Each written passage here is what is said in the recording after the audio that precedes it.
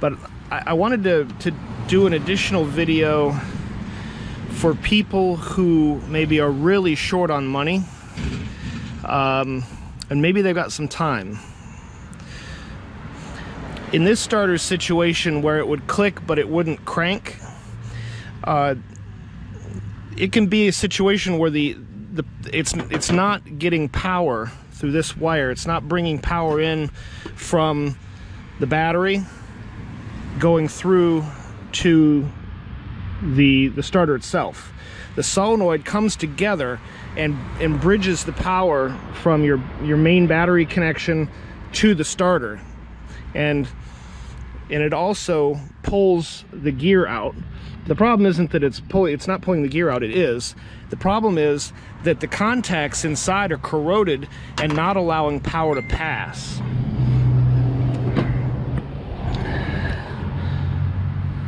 So that pin in the middle, that pin transfers power. And this pin had a whole bunch of corrosion on it, and it was just, I had to chip it away. But I'm going to go one step further. I'm going to use a Dremel, and I'm going to clean that to where it's shiny. And then the other part is here. I didn't clean this yet, but you can still see there's some buildup on the center. I can feel it.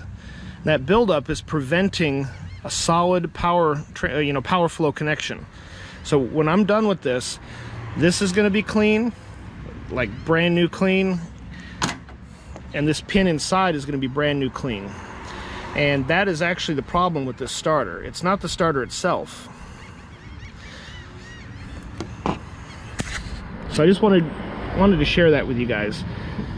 It's an old school kind of mechanics thing. I'm not a mechanic, but I've talked to mechanics.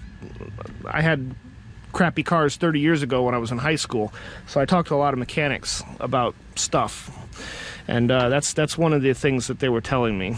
So anyway, I'm gonna go ahead and clean it. I'll show you what it looks like when it's done. Also, I'm gonna use this is basically a Dremel. If you have a Dremel's fine. That would be the preferred tool anyway. But this is like a rotary tool that I've attached a Dremel bit to, a cup brush, and I'm going to use that to go inside. All right, so I got all clean. None of that crusty residue in the center is left. It's all nice and shiny and clean.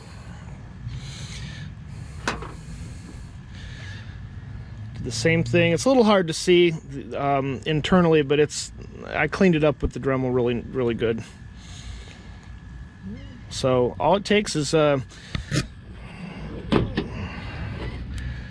you might want to put a little bit of grease on here all the way around, but what you do is you hook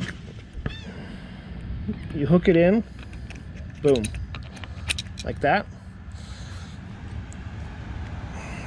and then you put it back together with you line up your two holes for your screws.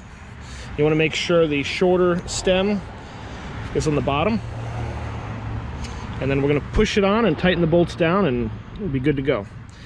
And it might not be a perfect fix, might get you a year or two until you can get a different vehicle, or whatever your case may be.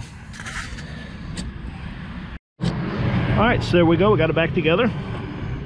Tighten that nut down on there, and tighten these two screws back up. All right, I wanted to do a little quick video of what it looks like inside where the starter mounts before I put the starter back in.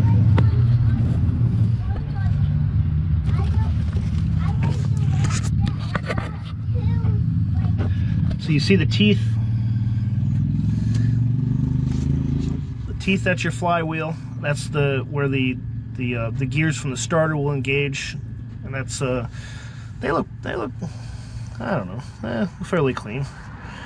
There's a little angle on them, and that could be from the starter engaging all these years, but the angle's pretty consistent on all of them, so that may be the way it was designed. I've seen some flywheels that are torn up pretty bad, but that flywheel looks good to me. So you can see where the bolts are for the starter. One's here and one's here. And then there's an alignment pin that goes here. So, all right, guys, just reverse install.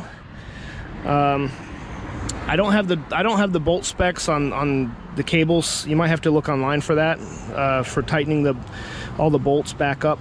But I've been doing weekend mechanic work for 30 years, and I can't recall a time that tightening something tight has come loose on me. So I'm sure there's torque specs for everything online. You might want to check it out. Thanks for watching. Hopefully this video made this a simple process for you.